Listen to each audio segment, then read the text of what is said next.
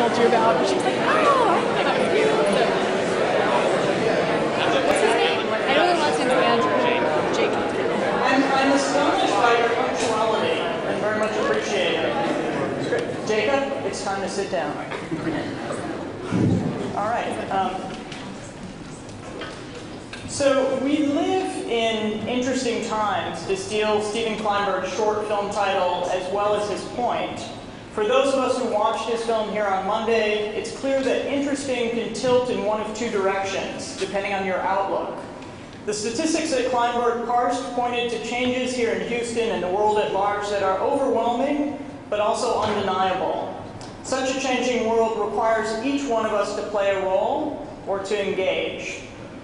In architecture schools, the response to this situation seems almost always to push architecture in the most pragmatic of directions. If the world has so many issues, we should be problem solvers. The danger of this position, of course, is that we lose the understanding of school as a think tank for advancing architecture. Rather than advancing, we become purely responsive. K. Michael Hayes offers up a way out of this bind. Hayes' sophistication has always been to recognize that autonomy is a precondition for engagement. Using Mies as a paradigm, Hayes argued for the possibility of a critical architecture that would operate between the extremes of conciliatory commodity and negative commentary. Hayes' writing on Mies and on other early modernists such as Hannes Meyer, Ludwig Hilbersheimer, as well as his work on contemporary practitioners such as Diller Scofidio, Bernard Tschumi, and Peter Eisenman, exemplifies this position. For Hayes, autonomy and disciplinarity are synonymous. Their joint goal is to enable critique, representation, and signification. The founder of the important architecture journal Assemblage, Hayes helped to establish the understanding, particularly in the 80s and 90s, that architectural discourse could be a form of practice. Our constant emphasis on conversation here at the Rice School of Architecture is clearly indebted to this very idea of discourse as practice. Architecture is a discipline that communicates verbally as much as it does visually. Hayes is the Elliott Noyes Professor of Architectural Theory at Harvard University's Graduate School of Design, where he's also the co-director of the GSD's doctoral programs. He's a licensed architect who famously stamped the drawings at Machado and Silvetti for years. I'm not supposed to say that, I guess. Oops. Secret's out, and this is being recorded. He has a Bachelor of Architecture from Georgia Tech and a Master's and a PhD from MIT. With Assemblage, Michael helped to broaden architectural theory. As he himself characterized it, the shift from Oppositions, the primary journal of architectural and history and theory from 1973 to 1984, to Assemblage, which played that same primary role from 1986 to 2000. And if these journals aren't familiar to you, right after this lecture, you go to Fondren and you look at them, okay? The shift from Oppositions to Assemblage, Hayes notes, was a switch from a conversation about folding and unfolding of form to the folding form out to its various contexts, by which he meant that Assemblage looked at architectural form's relationships to gender, geography, ethnicity, and identity, among other contexts. Michael remains incredibly committed to architectural theory as a form of engagement, and I know he'll go into that topic for us today. While he and I don't agree on everything, such as whether architectural theory can or should be operative, we agree that architecture is by nature a form of engagement, and that the intellectual side, and that it's intellectual. I'm not sure what I wrote there. Anyway, I'm indebted to his architectural thinking as well as his architectural energy and enthusiasm. I learned from him first as a student and then as a colleague. My best teaching experience ever, no offense to you all, was teaching a course with Michael and George Baird. The three of us taught a course together at the GSD, which is an amazing experience, and also probably the only moment where Harvard equaled us in faculty-to-student ratio. But it was a really, really remarkable experience. I continue to learn from him as a friend, and I couldn't be happier to have him down here for this first public lecture, starting off this year's conversation, which will continue over lunch tomorrow here at noon. One final note, Michael's son Henry, a high school senior, is here looking at Rice. I don't know if you should interpret the fact that he chose to go with Joshua Howard to eat dinner in Martell instead of listening to his dad. I don't know if you should interpret that in any way. But you all have to perform extra well tonight with your questions after the lecture to prove to Michael that Rice is indeed a good place for Henry to come to. Thanks for coming.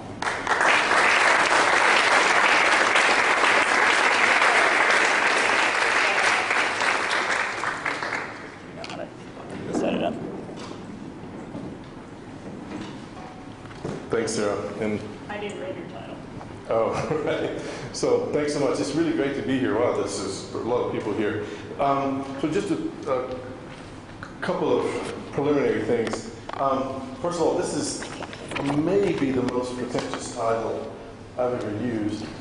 And I'll try to explain it. But I didn't mean it that way. I do like long titles, but what I was trying to convey toward an ontology of the post-contemporary. Isn't that beautiful, though? This is really ruminations on autonomy, criticality, and what can we do now. And what I really meant by the pretentious title was not pretension at all, but this is very much a work in progress. And I don't lecture much publicly anymore because it's just, it's fatiguing and expensive and all this. But I really appreciated Sarah inviting me, especially at the beginning of the year when you all still have lots of energy. And especially because it's, I'm thinking through things that Sarah and Ron and I literally used to talk about years ago at Princeton and then at Harvard. And it was just a very good, almost kind of sibling-like return or parental kind of return to these topics, and I'm really glad to be doing it here. This is a work in progress. Don't hesitate to interrupt, and I'll try to leave some time for clarification and stuff, and I'll try to leave time for discussion. We also have tomorrow.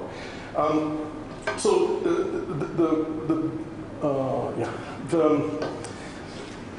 Chair was talking about what I would call the Autonomy project of the 1970s.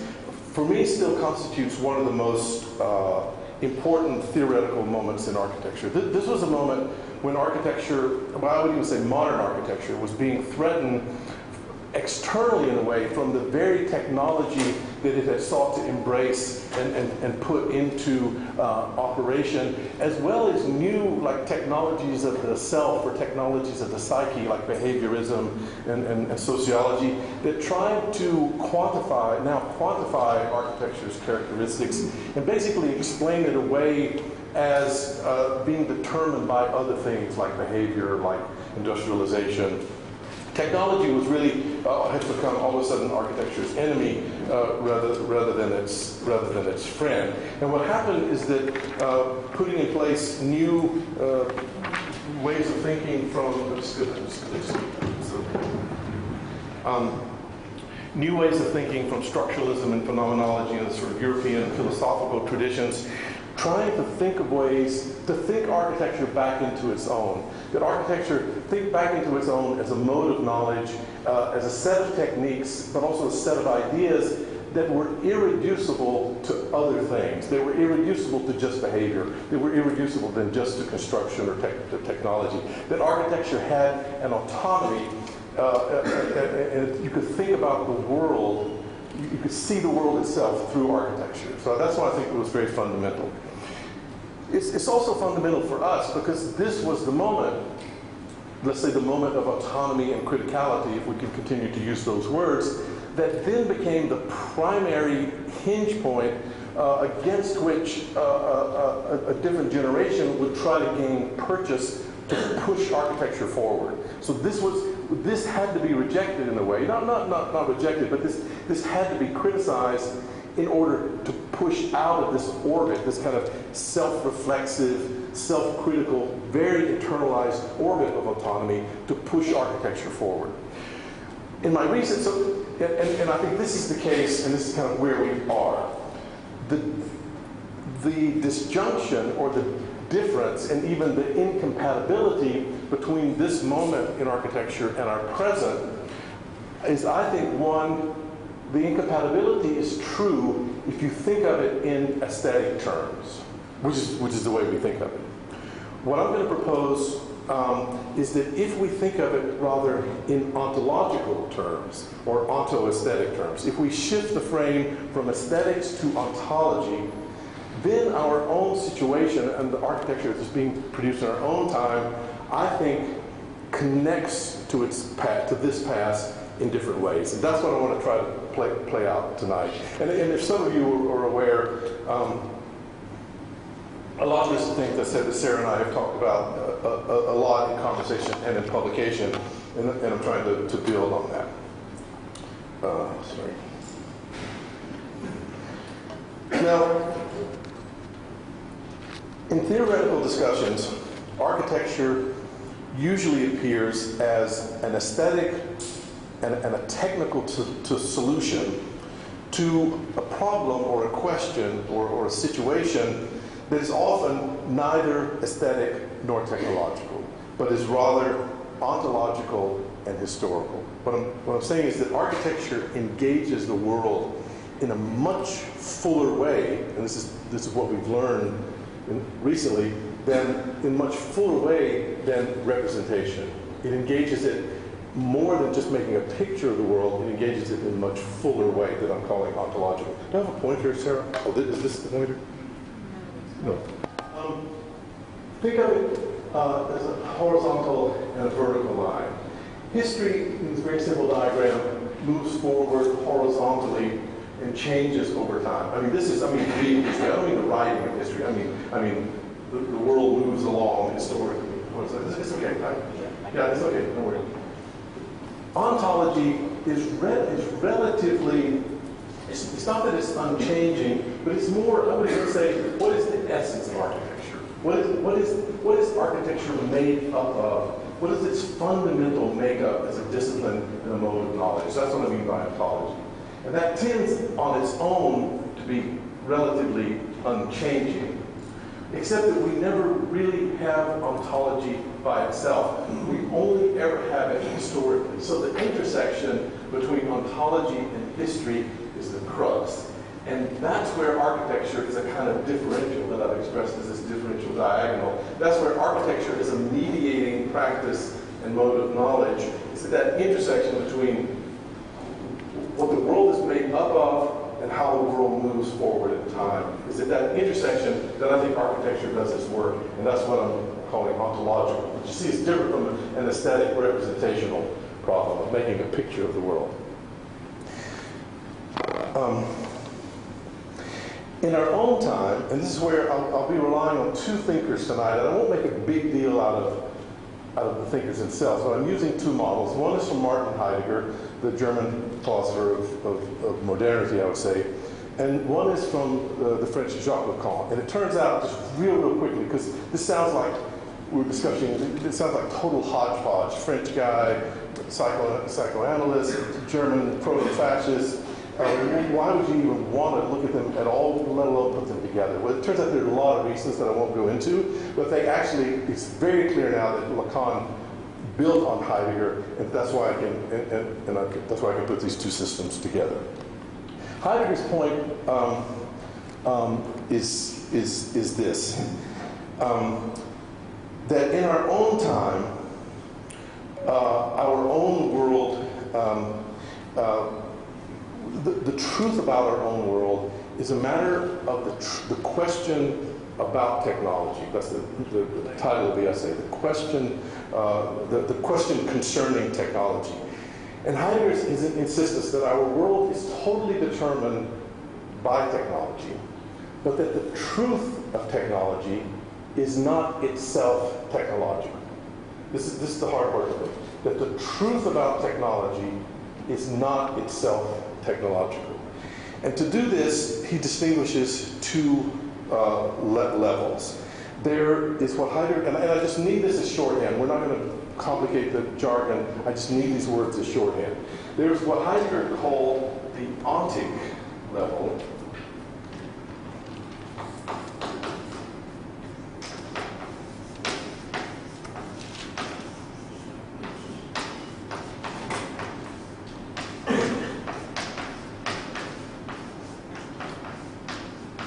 There's the ontic level, And this is the level of things, the world of chairs and tables and buildings.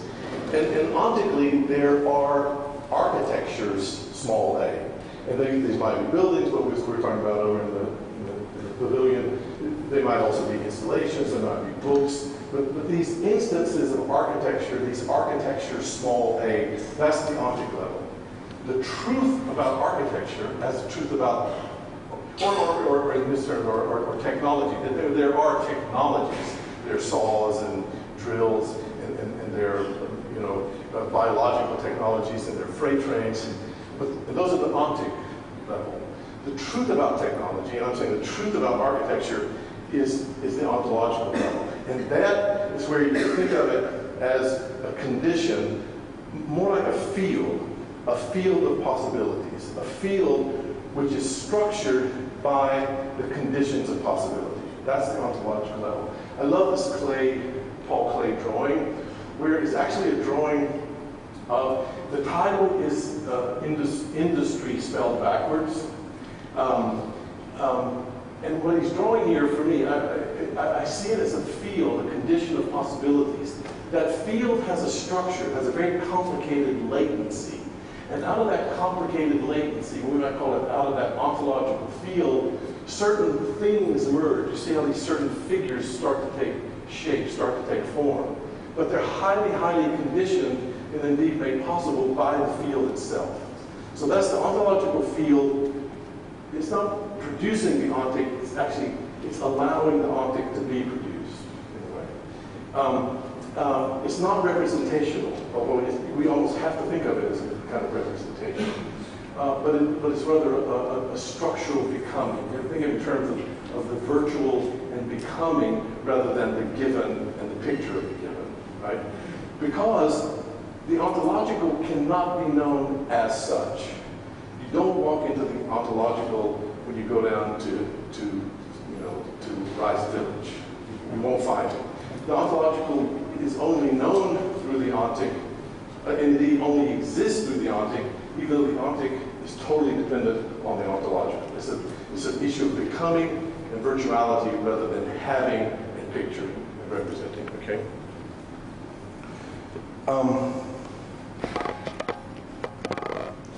So that technology, he said, the truth about technology is a mode of revealing and unconcealing.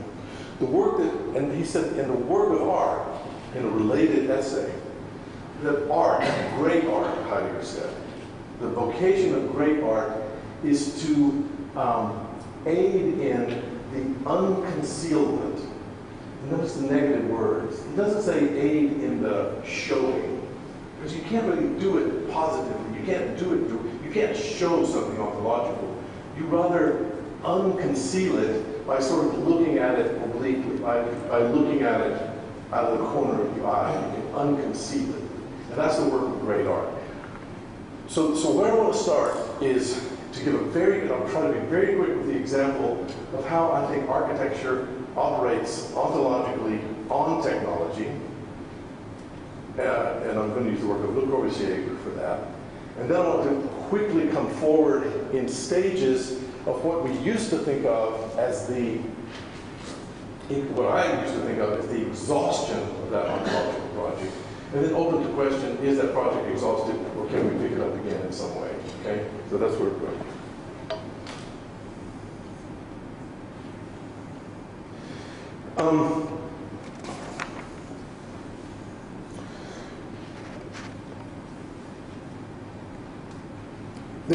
What I want to suggest is that architecture can at times provide an event or an experience or a kind of becoming in which our attention is drawn to the ontological field, which in our own time, and the one I'll be first talking about, is a problem of unconceiving of something about technology.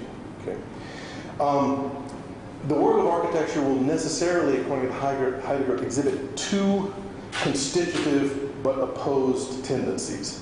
There'll be a clearing and also a concealing which he talks about in terms of Earth, that there's something about the Earth itself. And the Earth is the planet, but it's also our bodies, it's our nature. You could almost think of it in some ways as a nature-culture distinction, with the Earth representing nature and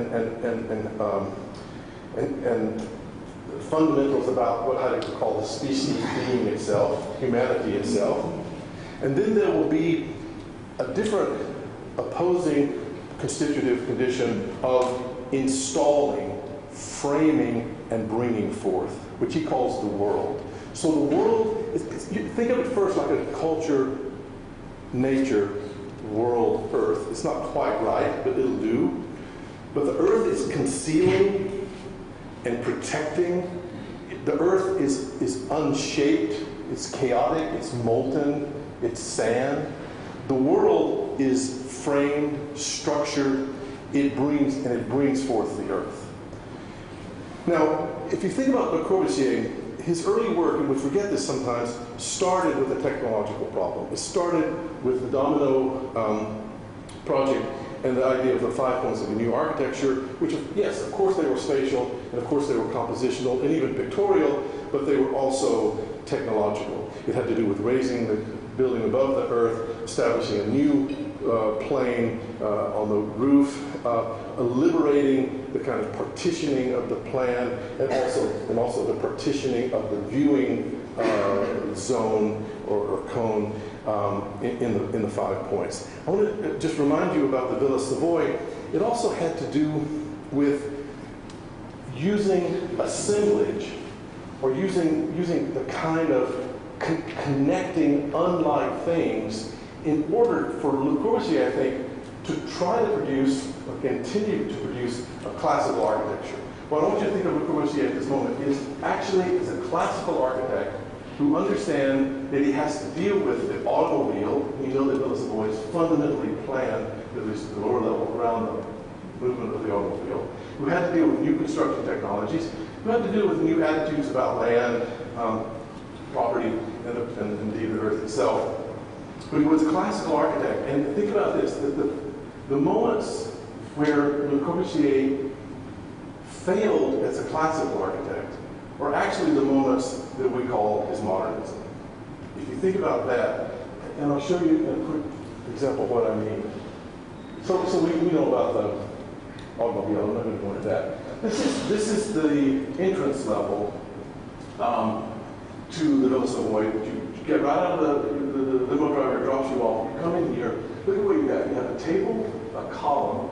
On the other side of the column, I'll show you in a second, an industrial light fixture. You have the wrapping of the glass, which is industrial factory-like glass. And you have a sink. And it's not just any sink, it's a very generic, mass-produced sink next to the column, next to the light fixture. This is what I'm trying to say. This is a classical compositional mind trying to bring into composition figures, these generic figures that don't fit. And that disjuncture, but also that almost surreal ethos, is what we call Le Corbusier's modernism. But I want you to think of Le Corbusier that he's still trying to do classicism, right? He's just trying to do classicism with material that doesn't behave properly. And so you get this machine-like assemblage. And I mean it, I think this is correct, that it's the same kind of surrealism of a Duchamp or a Picabia. And I love this comparison, and this is really the point I'm trying to make, is that what this really is a kind of miraculating machine that takes industrialized, generic things, object things, and tries to find, by the arrangement of those things, the underlying ontological preconditions for their possibility. So with these object technological things, he's trying to find the old classical ethos. And I think that's Picabia. To compare this, I think there's a graduate paper in this comparison I just gave you, because that hasn't been done. And of course, this also involved totally new attitudes toward the building in nature, and the transparencies and the connectivities of in and out of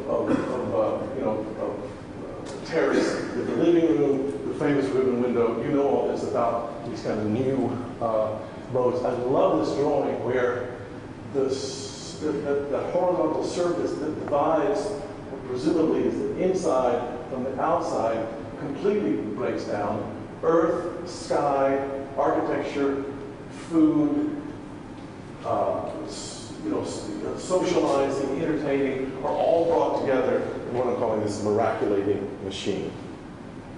And this photograph, which Le Corbusier, we know, set up, this is not a random, the bread, the bottle of, the can of milk, the bottle of wine or coffee, the can of wine or coffee, there's another one with a fish. These fundamental things like bread, water, milk, wine, earth, air, sky, bringing them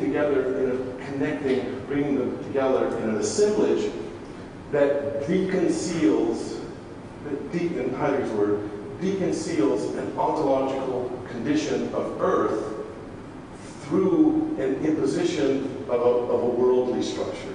You see that? And one can't take place without the other. This is the important thing.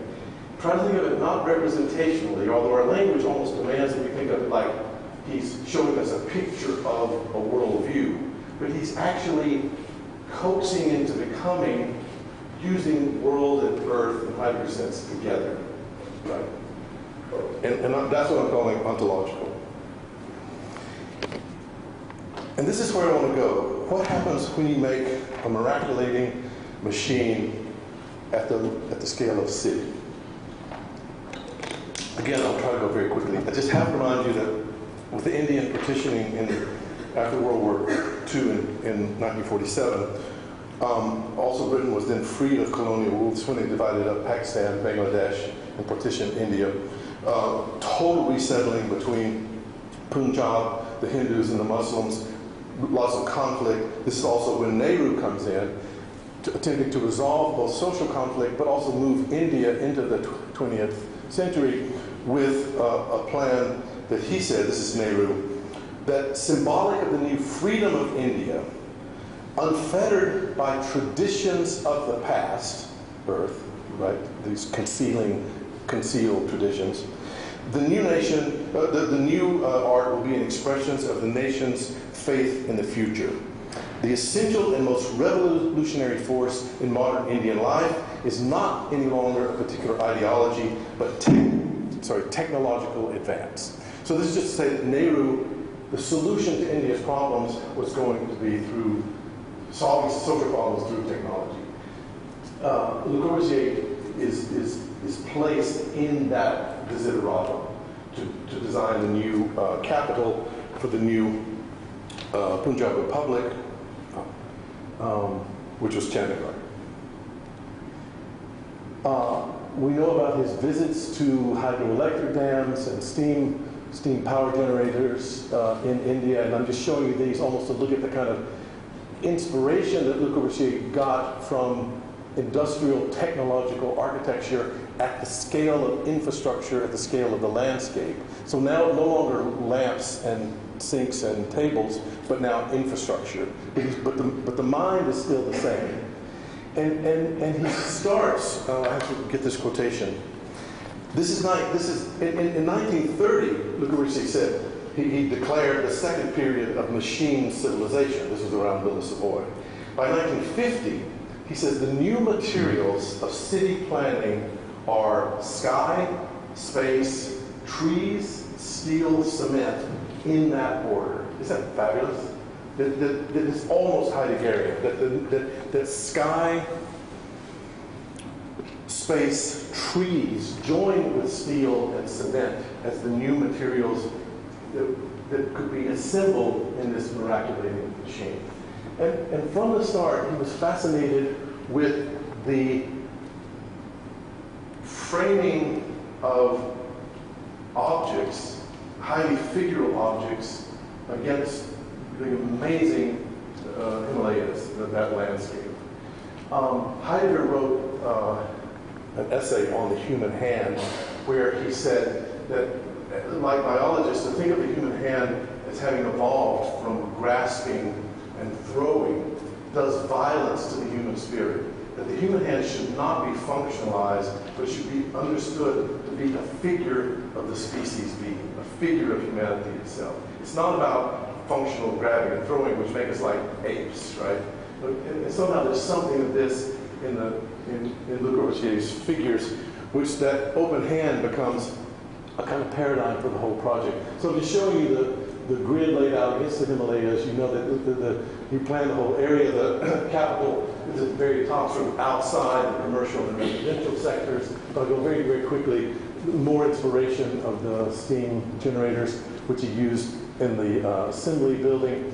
And then this amazing kind of tableau of highly figural objects, which I'm going to suggest is itself a kind of field of becoming, that the land itself has to be taken very, very seriously. The land, the mountains, the sky has to be taken very, very seriously, that he's setting up architecturally a deconcealment of that earth, of that otherwise concealed, protective, but also inaccessible matter. So the distances, I'm sorry, I've lost my notes, so I can't remember the distances, but they're vast. The people have been, that they're vast.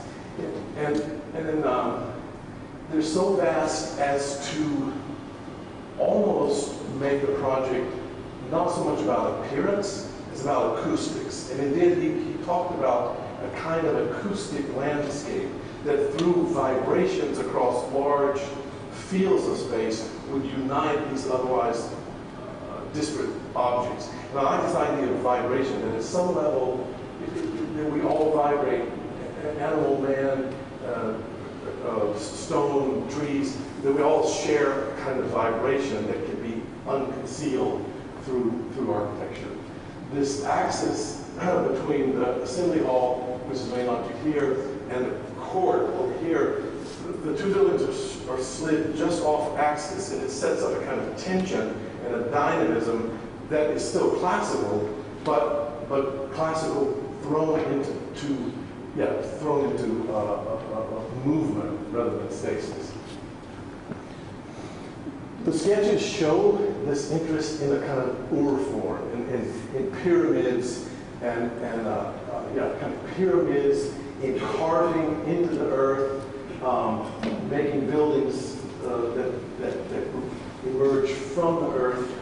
It's a very different kind of architecture, but it also shows an interest. I mean, the court, the high courts, which are here, obviously refer back to the Baths of Caracalla, back to kind of fundamental classical urban architecture. They refer to Lutyens' own work in India. So there are a lot of historical architectural references, but there's also something very landscapal about it. And you see the way he's using water, like here, and playing water against the mountains against the sky, and then the architecture played against all those. So you get that. I'm going to go forward.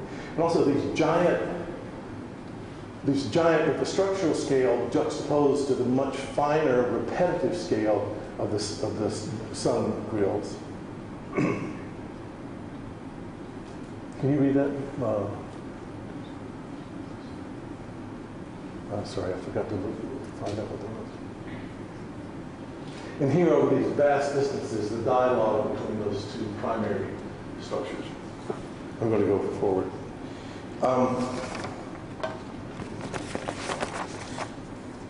So through this circuit of images, where everything is in isolation and everything is separate, but nothing is in isolation and nothing is separate and everything is connected. But it's not. Again, it's a becoming connected, because there are real separations and disjunctions, but yet you feel a tendency toward totalization, where landscape, history, technology, humanity, the classical tradition, where East and West, even we were talking about earlier, somehow come together. This is Heidegger, where he talks about art bringing forth the fourfold, on the earth, under the sky, before the divinities, and before our own mortality. I mean, those are very heavy, dark German words, but it seems like the profundity of that wish is something that Le Corbusier shared. So a place that was associated, that can be associated on the one hand with spacing and clearing to make this area, also becomes a space of gathering and connection. And it's the simultaneity of that, I think, that's important. And I compare it to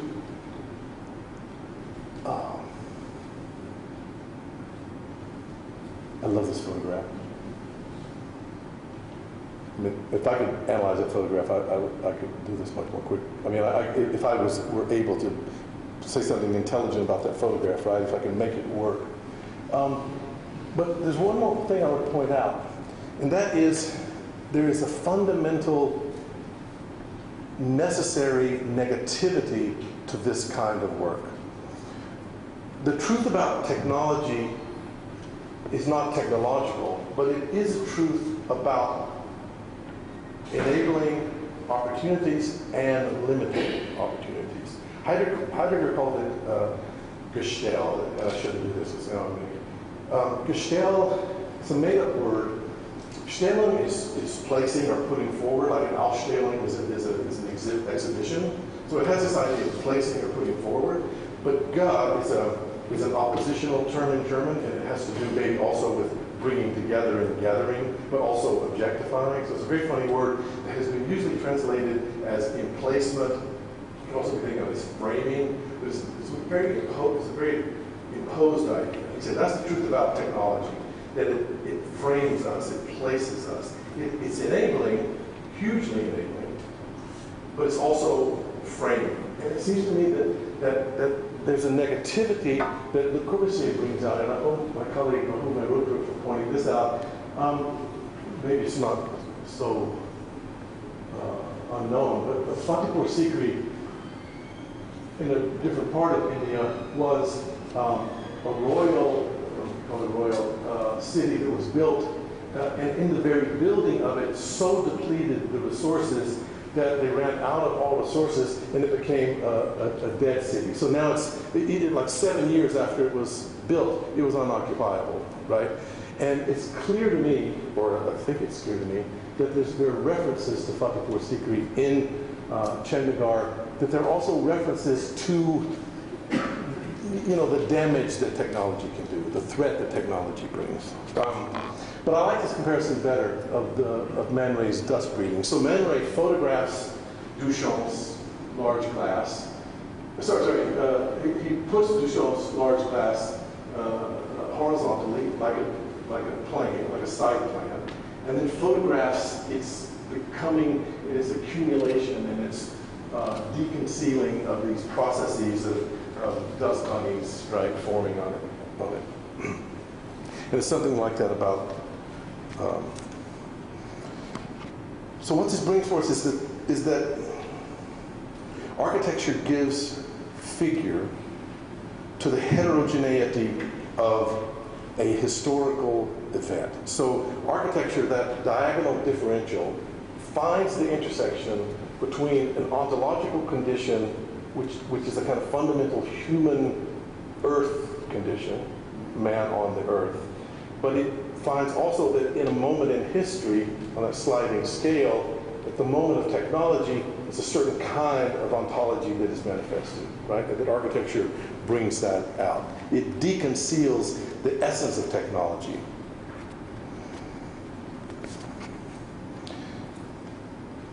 Listen to Heidegger.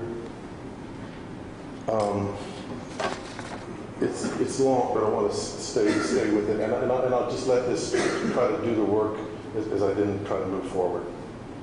The world is the self-disclosing openness of the broad paths of the simple and essential decisions in the destiny of a historical people.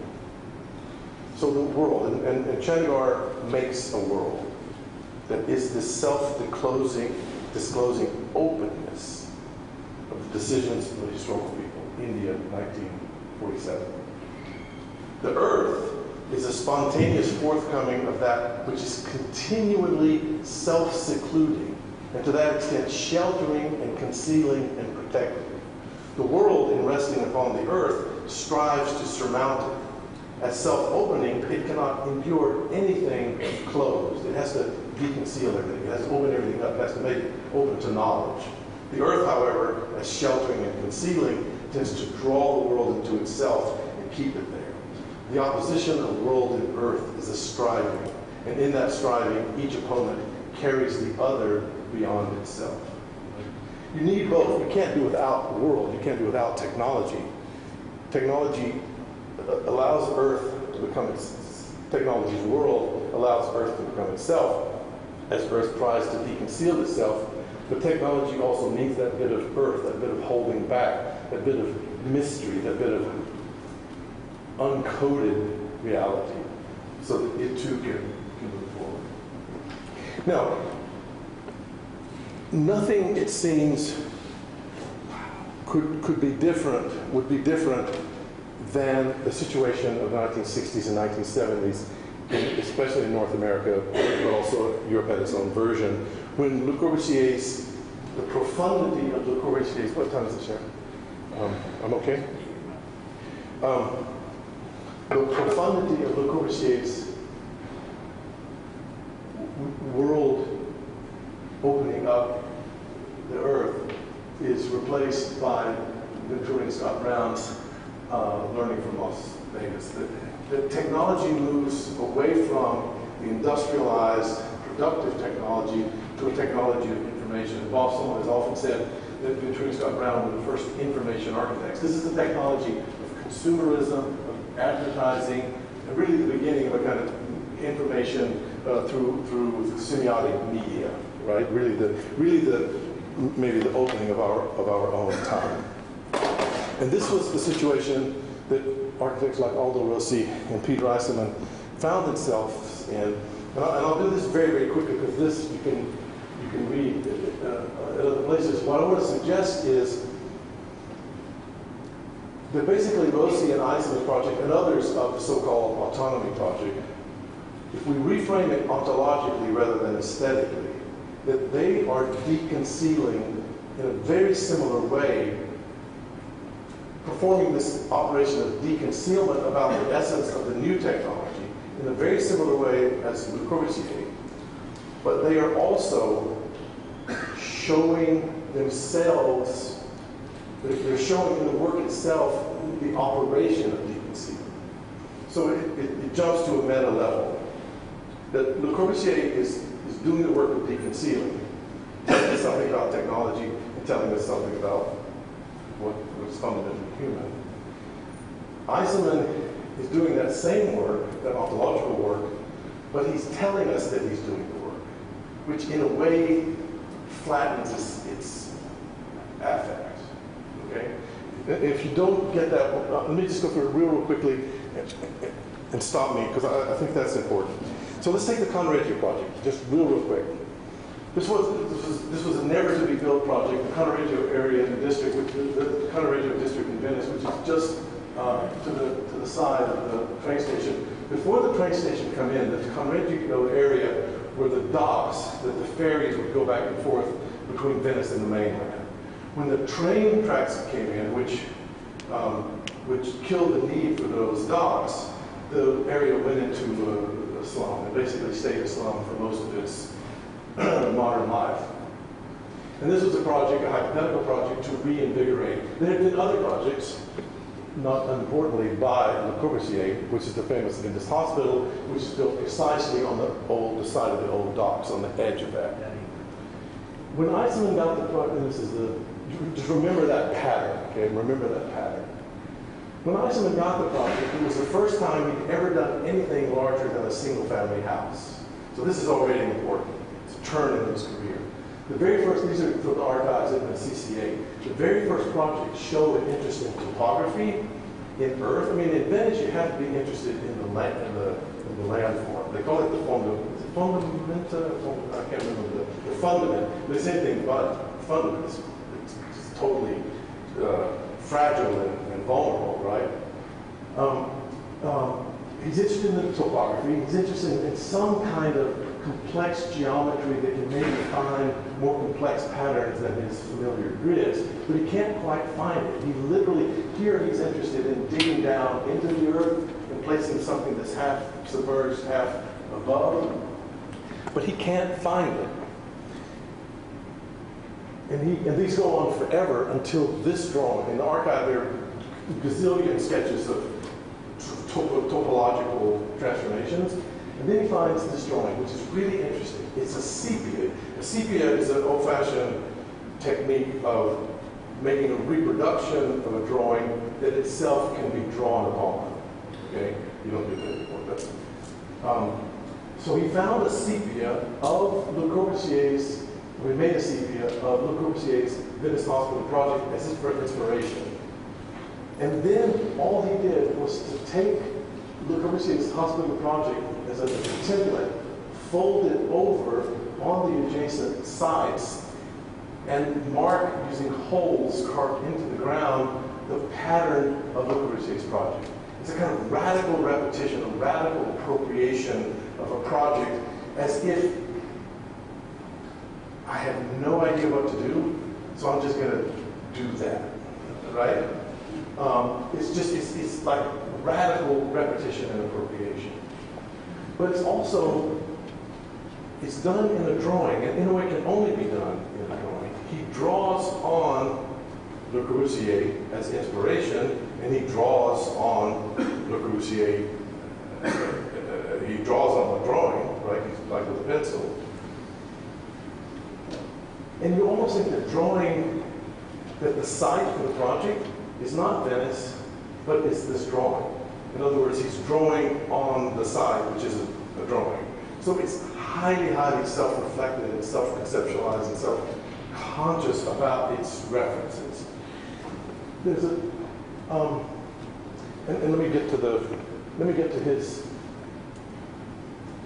and this is the presentation drawing. It's really interesting to me that it's drawn in a rapidograph, which is an old-time pen on kind of an acetate paper. The rapidograph has like 12 different line weights. It's highly, highly articulate, but there's only one line weight used. And even Le Corbusier's project, it's not dotted, it's not ghosted, it's not drawn in a different line weight. So what is its status? What are we looking at here? We're looking at something that actually is a drawing of a drawing, right? And it's only ever the drawing of a drawing. Highly arid, depleted. So what's being done here? I'll quickly jump to the punchline, and then come back to a kind of explanation. Sorry, I'm going to speed up. This was just like kind of endless repetition was what I was doing here.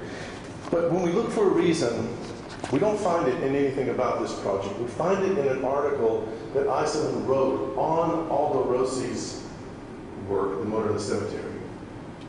At exactly the same time he was working on Venice. So this is where his mind is. And he's talking about an ontological condition where technology has now moved past anything like industrialization. And this technology has moved to a point where it doesn't allow us any longer to mean anything. I'll read this. The problem we face now is choosing between an anachronistic continuance of hope and an acceptance of the bare conditions of survival. I mean, this is very depressing.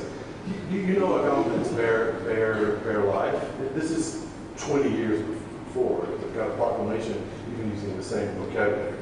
Incapable of any longer believing in reason, uncertain of the, you could say, ontic significance of his objects, man has lost his capacity to signify. We can't any longer mean anything. And he goes on to talk about why. But then he says, then what do we do? He says, the realization of this void, at once cataclysmic and claustrophobic, demands that past, present, and future be reconfigured. To have meaning, to make meaning, both objects and life must acknowledge and symbolize this new reality.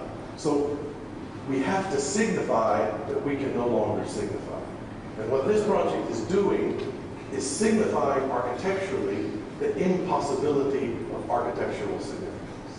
And its repetition, its single line weight, its flatness, its aridness. It's very, I don't think it's cynical. I don't think it's cynical. I think it's very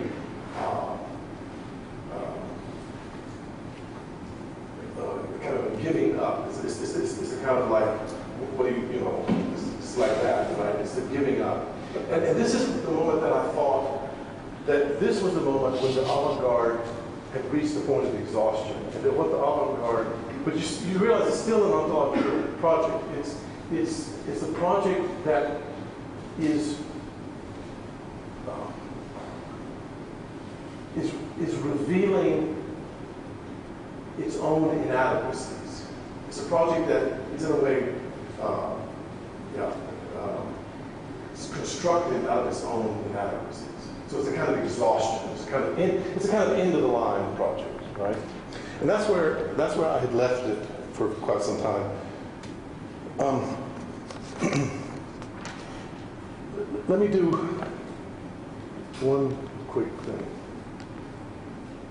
So if we, this is terribly pixelated, sorry. If we had more time to spend on Rossi and Eisenman, a little more sense. But I want to suggest I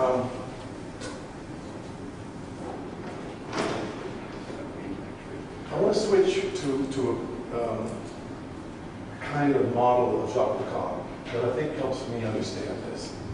Lacan talks about in the formation of any discourse, in the formation of any subject, in the formation of any discipline like architecture, to start a discipline, to make an act, whether it's literature or music or architecture, you need a kind of you need an other, which is also an authority. The first attempts at constructing that other will be very partial, fragmented, and non-articulate, and that's the realm that he calls the imaginary. Later, with the invention of language, you move into the symbolic realm. Now, the other way he tells his story is he says, he's a psychoanalyst, so he uses this infant development as a metaphor. He says the infant, when first becomes aware of his own consciousness, his own being, he becomes aware of that consciousness by the really radically traumatic situation where he realizes that he and his mother are not the same thing. Prior to that, in what Freud called the oceanic self, the child was just the world. The child and his toys and his crib and his mother, importantly, his mother's voice, his mother's breath, were all part of this big ocean. Lacan called it that the child was a nomelette, a little omelette. Like l'homme means man, like little man, but also a human omelette. At the moment you become partitioned, you become articulate, you also are different from your mother, which is the symbolic authority of your being. And that loss will never go away, but it will be replaced by what Lacan calls the name of the Father, which is language itself.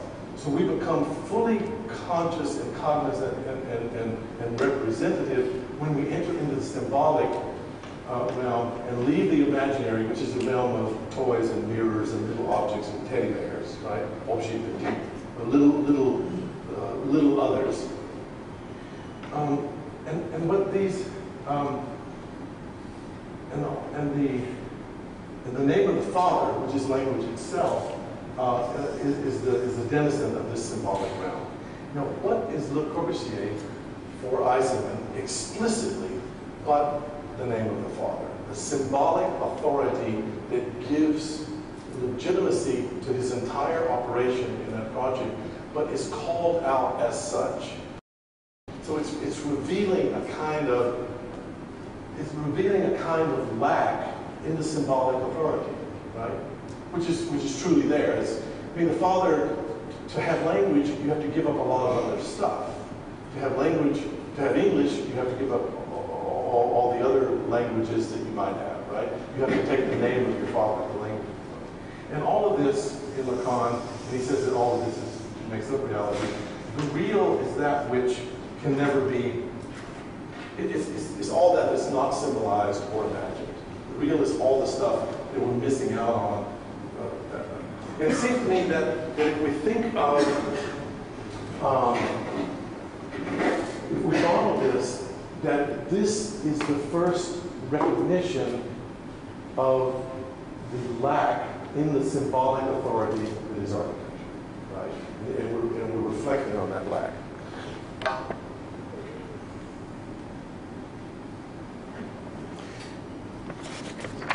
Let's come now very quickly to the present, and I'm only going to give a couple of examples. I'm actually doing okay.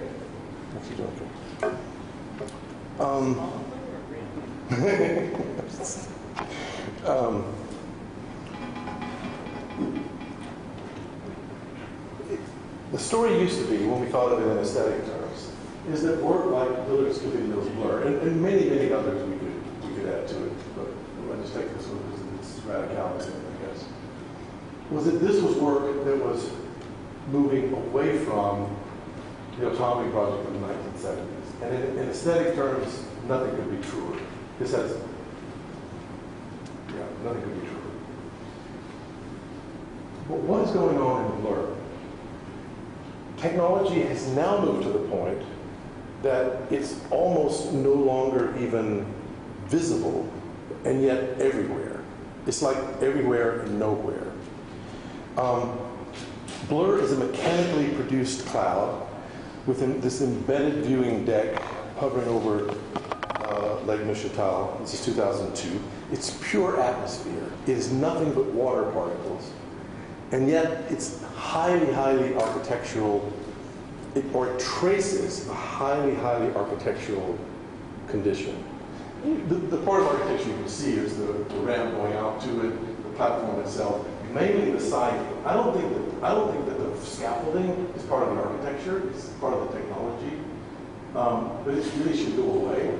But the most architectural part about it is the vapor itself. The architecture has now, the building material of architecture is now water vapor. And yet this is the way adequately to trace a condition when technology is so all-pervasive, it's now cyber technology, that it cannot be represented. We've made a couple of moves. We've moved from world and earth, that dialectic, to what we might call environment and system. Carrie Wolf does this, the English teacher here does this in a very interesting chapter in his book called What is Posthumanism? It comes from systems theory, and systems theory realizes that systems need environments to exist, and they create those environments. But the same system also responds to the environment that it's thus created. It's the same kind of operation as world and earth, except it moves into almost purely formal, very abstract. All the body is drained out of it, and it becomes almost purely abstract. And I think that's the trajectory. We've gone from nature culture to world earth to system environment, but we've also gone from deconcealing technology to saying that we're deconcealing technology to I don't know,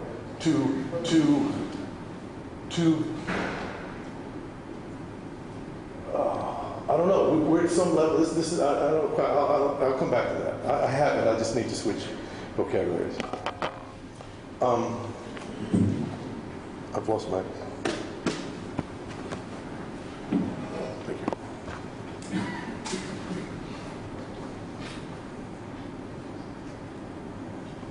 This is Liz Dillard. For our visually obsessed, high-resolution, high-definition culture, blur would be equated with loss. Broadcast and print media feed our insatiable desire for the visual with an unending supply of images. But as an experience, blur offers little to see. It is an immersive environment in which the world is put out of focus so that our visual dependency on technology can be put into focus. I mean, she's doing, it's a Heideggerian operation of deconcealing something about technology. Earlier versions had the brain code, which used different codes to express mood, and it also had a projection system where almost like useless information would be projected against the water vapor. And I think that was an attempt to still represent technology. But I'm actually glad that they were pulled out of the project, because what we have is no longer representational, but something like a trace, or something like, you know, in a cloud chamber, when they discovered that particle, whatever it was that they discovered, you never see the particle, obviously. You only see it, you see its dissolution. You see the trace, the particle I'm talking about that was just discovered. Thank you, yes. You don't see the particle. You see a trace of the particle's disappearance. And this is very Heideggerian. You don't see technology. You see a trace of technology's becoming. And you also see its limits, and you see its possibilities. I'm going to go very, very quickly and then stop. So this is what I thought.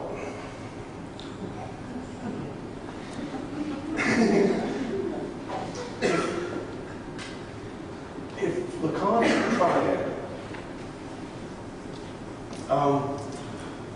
very, very late, I think it was the last seminar, this is in the 70s, Lacan did a seminar on the writing of James Joyce.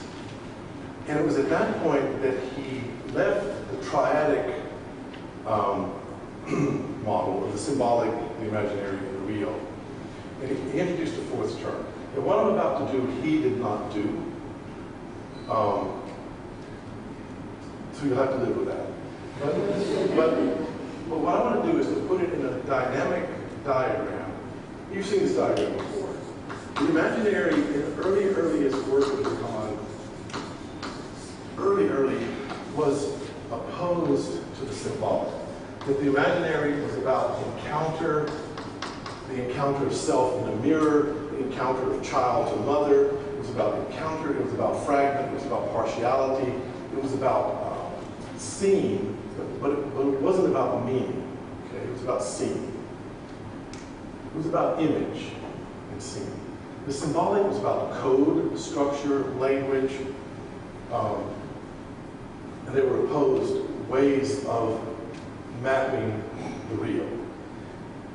And if we put the real not as a triad, but in a quadratic possibility, like here, in the Gramsci diagram, this is contradictory or oppositional, but for every,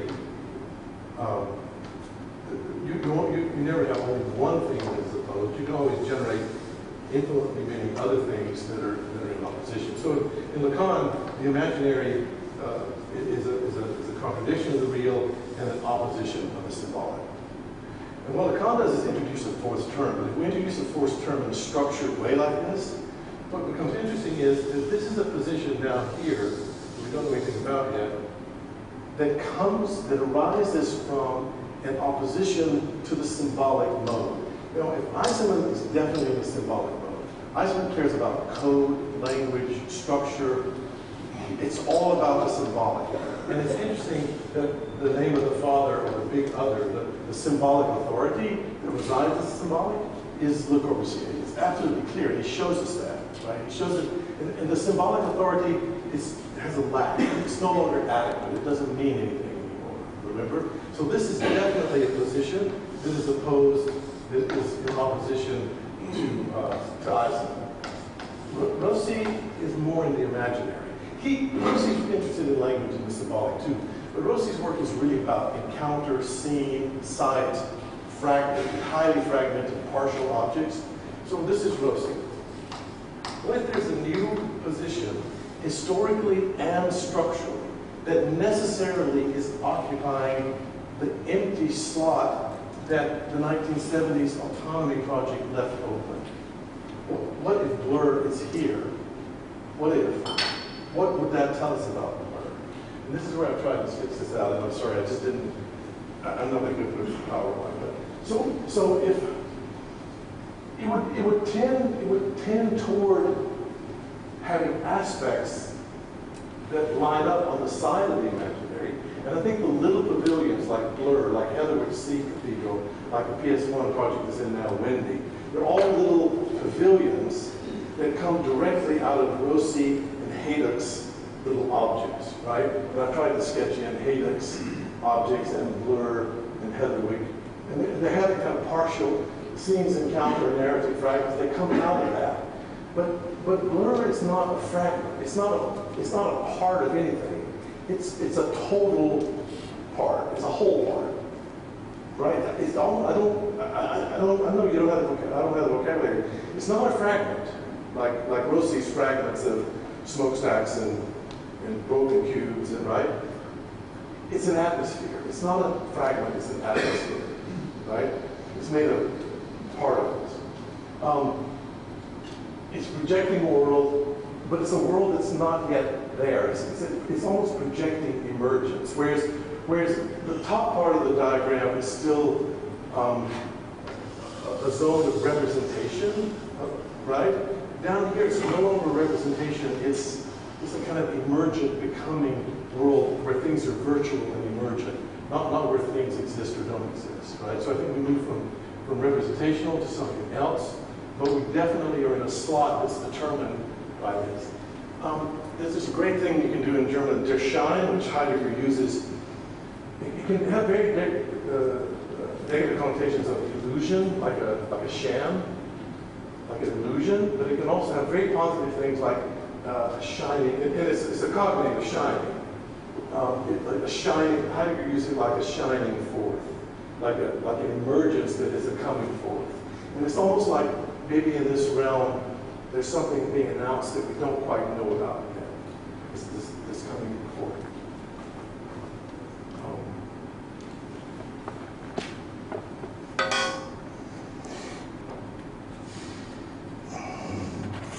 If we fill this out further, okay, I'm going to do one more thing, then I'm probably going to stop.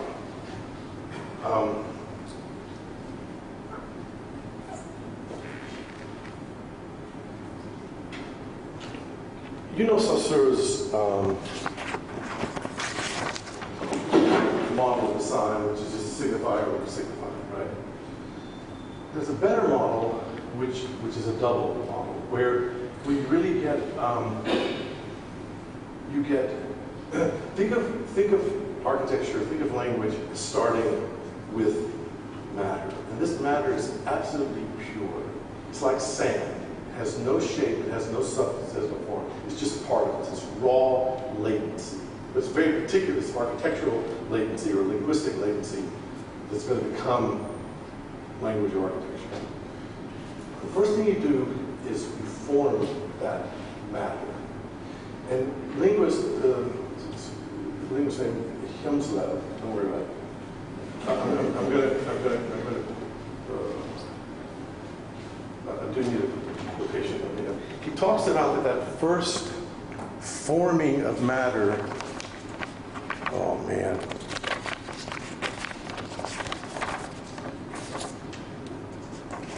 I'm sorry, I just need this. He says that form is not a thing.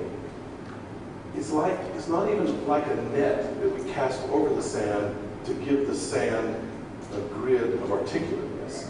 It's rather the shadow of that net. So think of form in that way. And that form, that shadow of that net, which is cast onto this otherwise inarticulate sand, produces substance. And then that substance can be expressed, it can be representational, or it can simply have content without representation. And if we use that vocabulary, then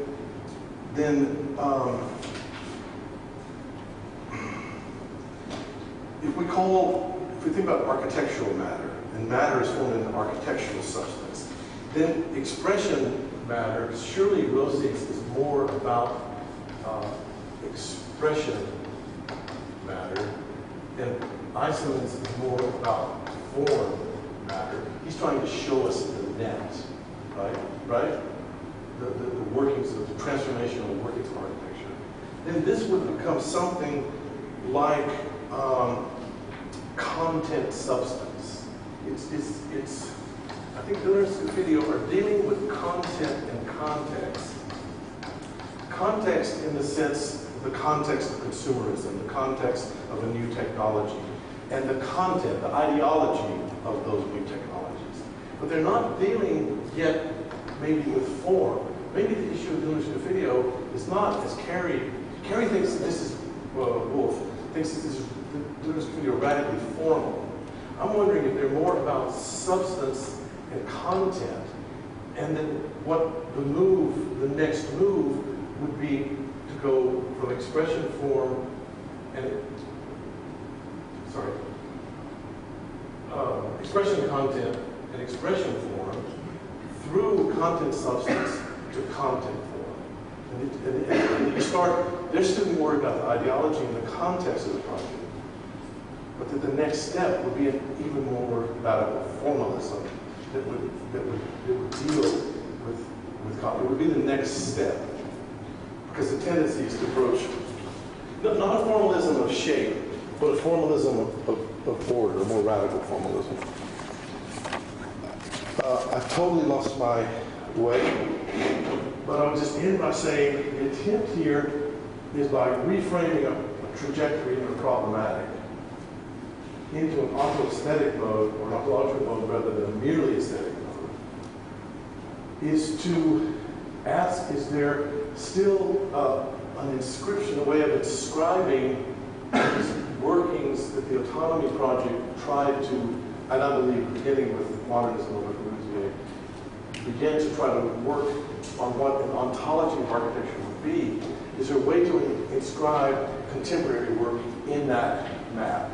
And therefore find a common ground that we couldn't see before. Thank you.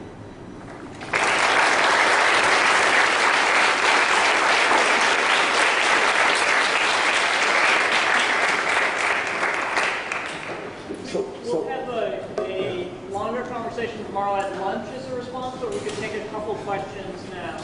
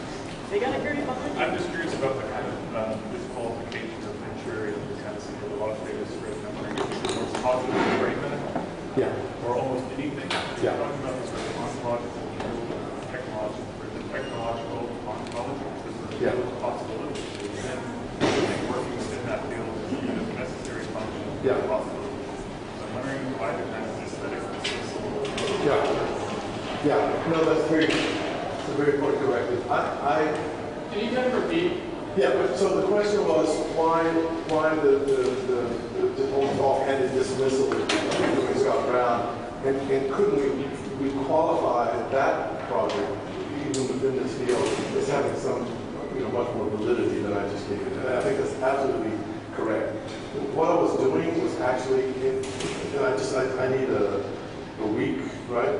If we look at what Eisman is doing at that moment in his career is wrestling with Venturi.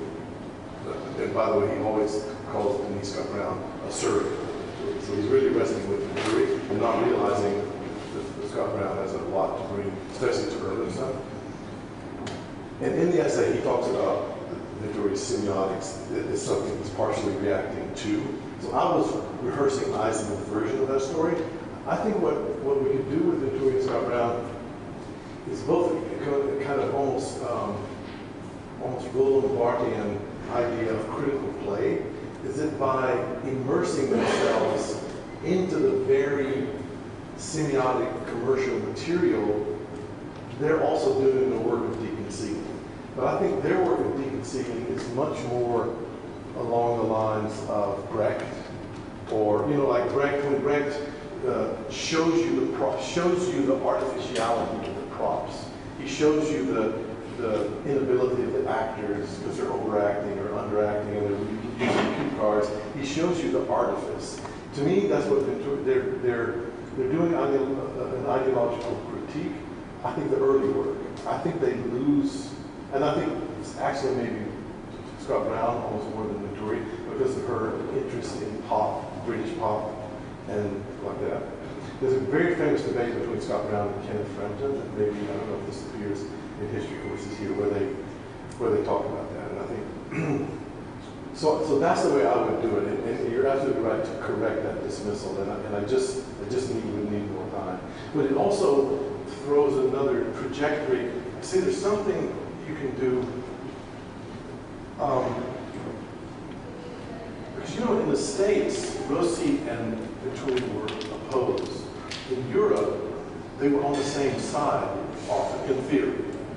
And there's something going on that Venturi is floating around up in here at a kind of midpoint that you almost wonder if the next step isn't on this diagram, but another iteration of this diagram, like we can continue it but move out of it. And I think maybe Venturi is not in this particular diagram, but is an alternative. Yeah. It also seems like the way you described it, the consumerism, I found really interesting because when you think about the sort of nuts and bolts of technology and the materials they're using, but it made me think of consumerism as a technology. That's right. around Yep. Just getting that out. Yep. What you're talking about. I'm wondering if their interest, the sort of Venturi's interest is in seeing the kind of tacky architecture, the stuff that we're sort of supposed to be opposed to, almost like a more honest function of that level of the technology, as opposed to trying to represent the game beyond the ontological across the entire spectrum. I think that's very well put. It was put that there was there's also a kind of bliss in Venturi that they enjoy what other people think of as degraded. I mean, but that's just pop too. Pop. It's a kind. There's also a dimension of kind of camp, a little bit camp, even maybe, to it that I think it's not been so noticed. Yeah. You're very clear. First of all, I enjoyed the lecture, Michael. It's terrific to hear you again. And you're very clear about the ontological being kind of ambient, like surround sound that holds things together. Yeah. And that's a kind of, I think, a very enticing argument, especially when you think about how that offers up ways in which architecture can connect to other things. It seems like that can be contrasted to much earlier, now very retrograde model of architecture in which we used to look for something essential that was also hidden inside objects. So you didn't really look at the object, you were trying to figure out where significance was in an essential sense in objects. So if there's a kind of early model, that's the second one I gave, and a later one, which is yours, then right at the end, you go head on right at the object, it seems like. Yeah. Like your fourth quadrant here seems right square object headed. Yeah, that's good. That's good. Good. Bad. That's good. I mean, no, that's a good observation of a bad tendency. And I think Is that should we revel in that? That's not this is what's happening. Wait,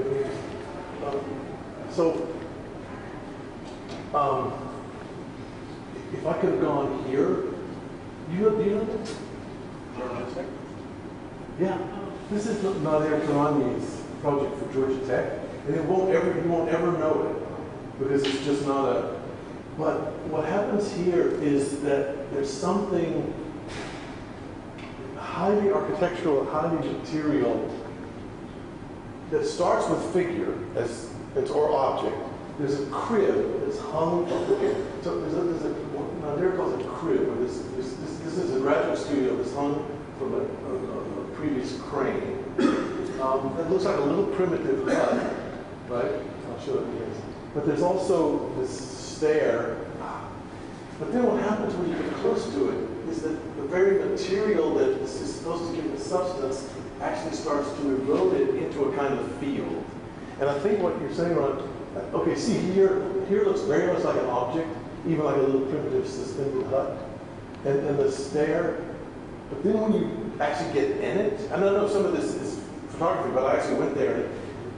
When you get in it, the materials start to dissolve the figures and erode the figures, and things become layers and feels rather than objects. And I think your observation is actually really important. I think the things I've been looking at happen to be little pavilions like PS1 and like Blur, and they're making me think too much about objects. And I can't get over Hayek, right? I mean, Hayek is so behind Blur, don't you think? In a way.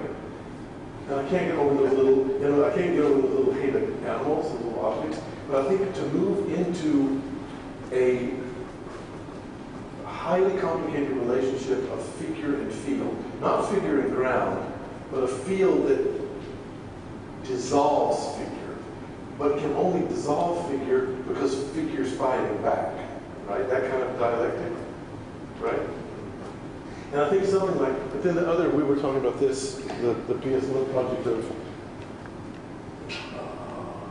so watch this. So see this as highly figural, it's like a sock. But then when you get close, it dissolves into cipher, right? It dissolves into kind of pure trace, pure line. No? No?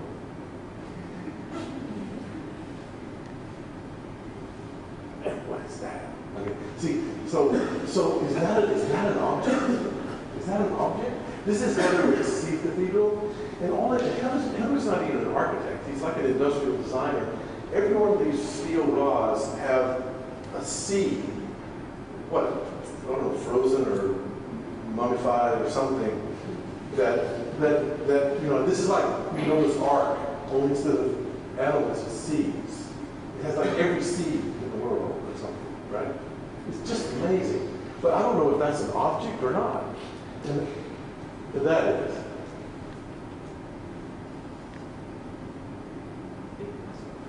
It's a big old dust. And this is inside where you see actually see the. And it's not, it's porous. And then this is windy. PS1. So the problem is I'm looking at these things that are pavilions. And that's what I have to look at right now. But I think Nadir's project is interesting because it starts, I think, to break out of that pavilion thing. This is the one that we were talking about that uses, that blue is actually apparently a coating that takes out impurities from the air and it leaves its byproduct as water vapor.